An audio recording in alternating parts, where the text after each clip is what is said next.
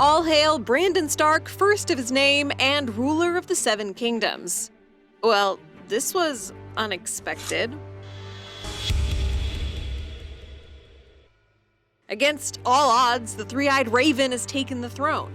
Literally no one saw this coming. Well, except Bran, I guess. But maybe we should have. After all, Bran is the first point-of-view character in George R.R. Martin's book series, so the story literally starts with him. Only makes sense it would end with him too. Bran started out as a young boy, learning how to become a Stark leader, someone forced to make hard choices. Then everything changed when Jaime Lannister pushed him out a window. It paralyzed Bran from the waist down, but also awakened some amazing abilities. As a warg, he could transmit his consciousness into any animal and even some people. And as a green seer, he could see into the past, present, and future of Westeros. But it took a while for these powers to grow. Before then, Bran spent time as the Little Lord of Winterfell, with the help and guidance of Master Luwin, who saw great things in him. Then Theon seized Winterfell and Bran and his group were forced to flee, north of the Wall, where Bran trained with the Three-Eyed Raven and eventually replaced him. When Bran returned to Winterfell, we found him a changed man, someone who'd given up his name, his title, and his connection to humanity. The Three-Eyed Raven taught me. But you were the Three-Eyed Raven. I told you it's difficult to explain. He was no longer Brandon Stark. He was now the most powerful person in Westeros. Is it any wonder he was chosen to rule? He's strong like a Stark and wise like a Raven. He doesn't need a Master of Whisperers, as he already has an army of little birds he can control at any time. He can look into the future to see where someone's path could take them, and he can call upon the wisdom of history to prevent people from making the same mistakes. If things get really bad, he can even go into the past and issue a do-over, although that can come with consequences. But most of all, he's someone who doesn't want the job. I don't want it. Because he doesn't want anything. He's exactly the person Varys was looking for, even if he didn't know it yet. Bran is a man without desire. Therefore, he's a man who can't be taken advantage of. Now, you could argue that one needs passion, guts, and instinct to rule a kingdom. But after centuries of fire, ice, and everything in between, the people of Westeros were ready for something else. They were ready for summer.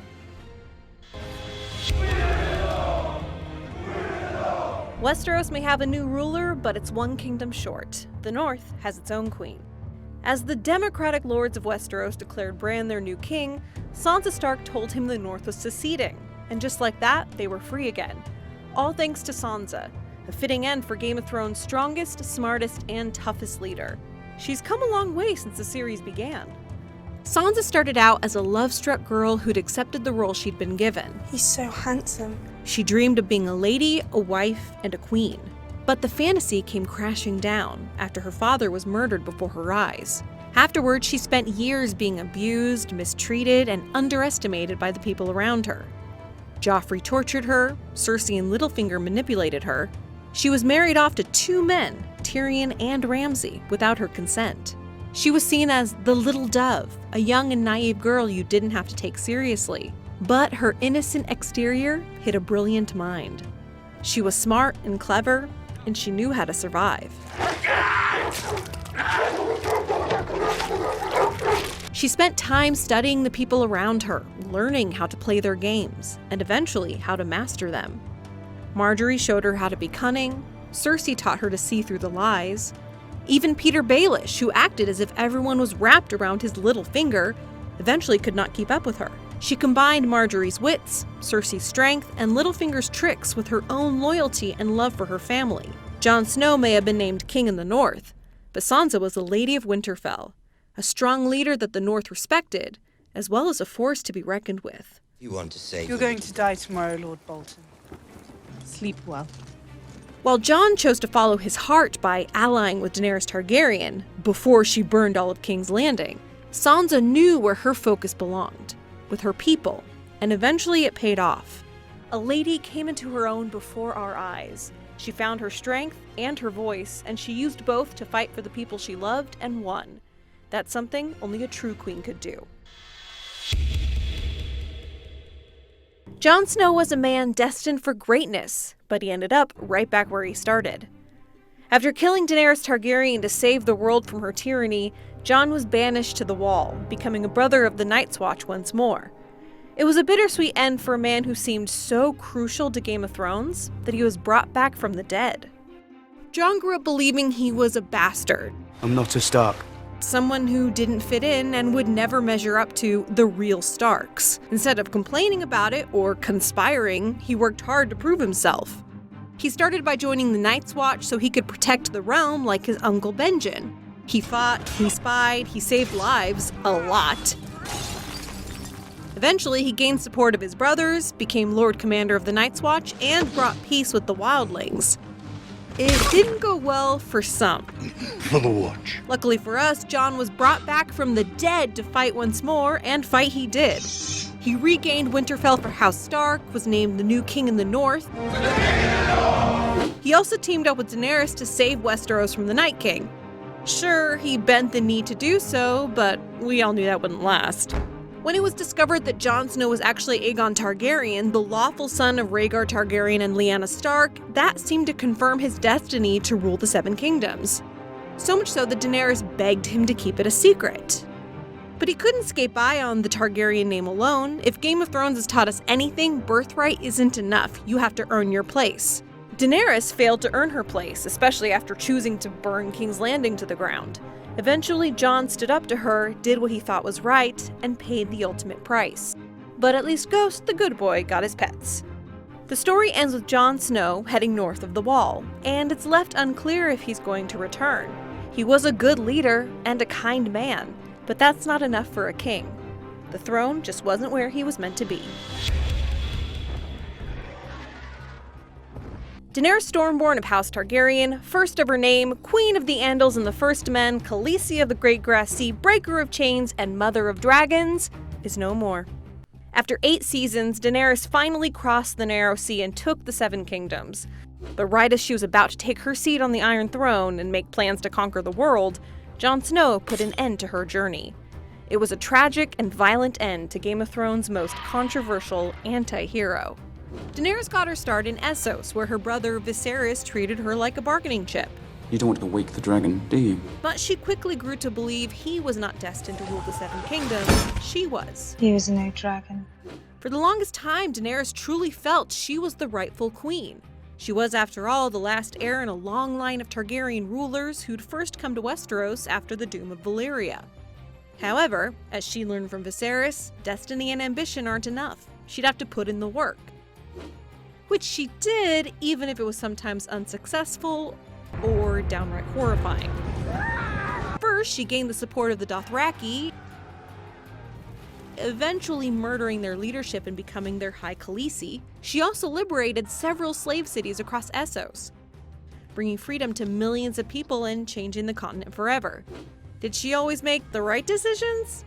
No. Meereen ended up being a disaster. She quickly lost most of her allies in Westeros, and her solution to just about everything, including King's Landing, was Dracarys. By the end of the series, Daenerys had become a conqueror and a tyrant, and it seemed the only way to stop her was to kill her. Then, to prevent another war of the kings, the lords of Westeros chose to elect their next ruler. If you think about it, Daenerys fulfilled the promise she made all those years ago. I'm not going to stop the wheel. I'm going to break the wheel. After conspiring her way to the Iron Throne, Queen Cersei Lannister was finally defeated, left to die in the cellars of the Red Keep along with her true love, her brother Jaime. It was a strong but divisive end to an even stronger and more divisive character. When you play the Game of Thrones, you win, or you die. We loved her, but we also loved to hate her. Cersei Lannister has always been motivated by one thing: power. But she spent most of her life being held back by the men around her. Robert Baratheon didn't respect her. Her father underestimated her. Tyrion betrayed her, at least from her point of view. Even Cersei's sons turned against her, with Joffrey choosing to belittle her and Tommen falling prey to whoever's voice was the loudest. Which was actually hard for Cersei, as her children were the only people she actually cared about. When they died, so did a part of herself. The only one who ever truly cared about her was Jaime, although she still resented him. He was born with power while she had to earn hers, which she did by doing what she was best at, scheming. Cersei was behind some of the most ruthless but magnificent moments in all of Game of Thrones. She arranged Robert's murder, helped frame Tyrion for Joffrey's death. She brought militant theocracy to King's Landing because she didn't like her son's girlfriend. If you ever call me sister again, I'll have you strangled in your sleep. When that didn't work, she blew them all up. Cersei was willing to do anything to get to the Iron Throne. And then when she got there, she did even more to keep it. Let's not forget how she tricked Daenerys, Jon, and Tyrion into fighting the White Walkers by themselves, just so she could stay safe and alive for the next fight. Cersei knew how to play the game, but unfortunately not quite enough to win it for good. Her plans and tricks were morally dubious, sometimes criminal, and in the end she underestimated the lengths Daenerys Targaryen was willing to go to take the crown she'd worked so hard for herself. Arya Stark is the girl who lived. For 8 seasons, Arya Stark was on a cruel and terrible journey, one that we thought would lead to her death. But instead of completing her kill list, Arya chose a new adventure, to see what lies west of Westeros. It might have left her mission unfulfilled, but it was the only way Arya was going to survive. And really, that's what she's been doing all along. From the beginning, Arya knew she wasn't like other girls. I'm not a lady. That's not me.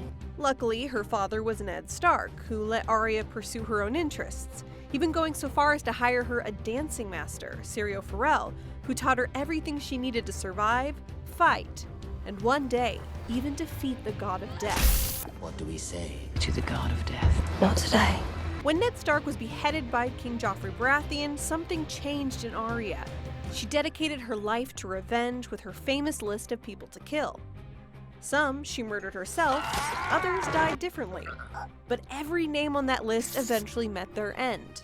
However, it wasn't enough to just... Sticking with the pointy end. She had to learn the art of life, death, and everything in between. This is what separated Arya Stark from the rest. Her time with the Hound, the Brotherhood Without Banners, and the Faceless Men taught her that death was another part of life. She didn't hate death or fear it, she welcomed it. It's why she was able to face down and defeat the Night King. And yet, it's also why she listened to the Hound when he told her killing Cersei would lead her down a path she'd never come back from. Sandor. Thank you. She may have understood death, but ultimately she chose life over revenge. In the end, Arya's most important lesson was for herself.